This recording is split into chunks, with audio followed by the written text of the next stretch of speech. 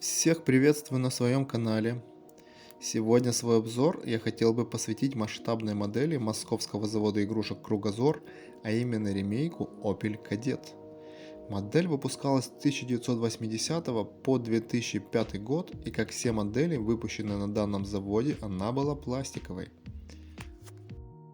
Данная модель являлась копией реального автомобиля 60-х годов Opel Kadett B Fastback, который стал одним из самых популярных автомобилей марки.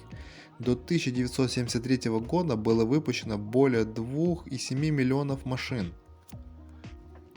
Базовым мотором для этой модели был 1,1 литровый на 45 лошадиных сил, а самым мощным двигателем объемом 1,9 литров 106 лошадиных сил, а также была опция в виде автоматической коробки передач. Модель от завода Кругозор была пластиковым ремейком итальянской металлической мини-копии этого автомобиля от Mibi Toys. Обе модели имели открывающиеся детали кузова, двери, капот и багажник. Как советские, так и итальянские модели имели широкую цветовую гамму корпусов, что является довольно приятным фактом для коллекционеров. Как обычно, итальянец лучше тем, что он более детализирован в мелочах и металл смотрится все-таки солиднее пластика. Эта модель от Кругозора имеет довольно большое количество отличий в зависимости от периода производства, что также не может не радовать почитателей ремейков данного производителя. Ведь иметь в коллекции все возможные варианты моделей, которые отображают тот или иной период производства, очень интересно, особенно когда знаешь об этих деталях.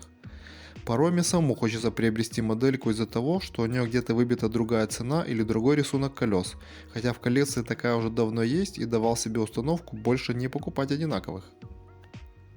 Самые ранние модели 1979-80 года не имеют на днище винта для крепления, так как оно идет на защелках. Диски колес идут с 10 углублениями, как металлизированные, так и без нее, а шины увеличенного размера. Внутри салона на стекле глаз Mibi Toys, а салоны в основном цветные, желтые и красные, но встречаются и другие.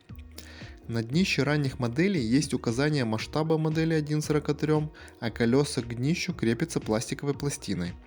Ранние модели двигателей были не хромированы, устанавливались без распайки, то есть были съемными, и имели отдельную деталь воздушного фильтра. Пороги кузова не имеют усиливающего наплыва по бокам.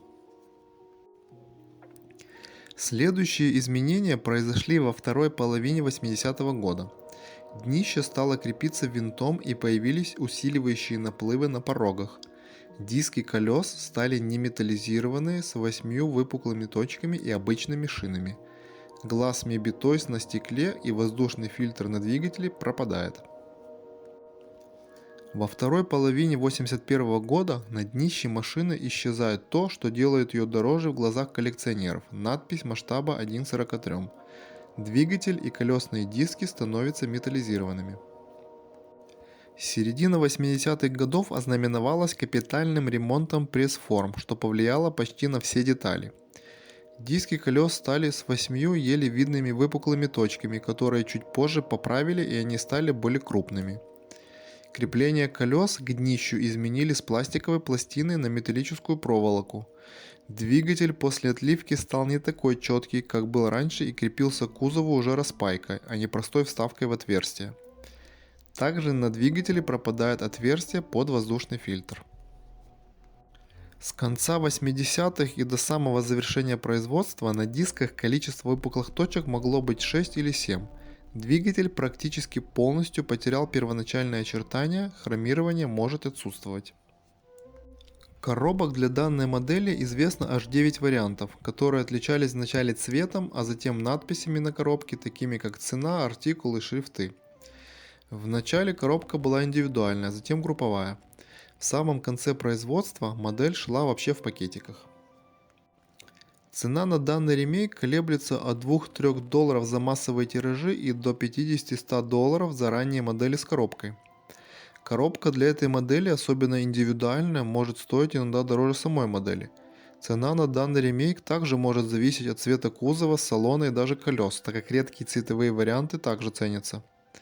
Для сравнения, оригинал Mibi Toys торгуют на аукционах начиная от 100 долларов, причем ценники доходят до 300-500 долларов. Модель довольно ценная.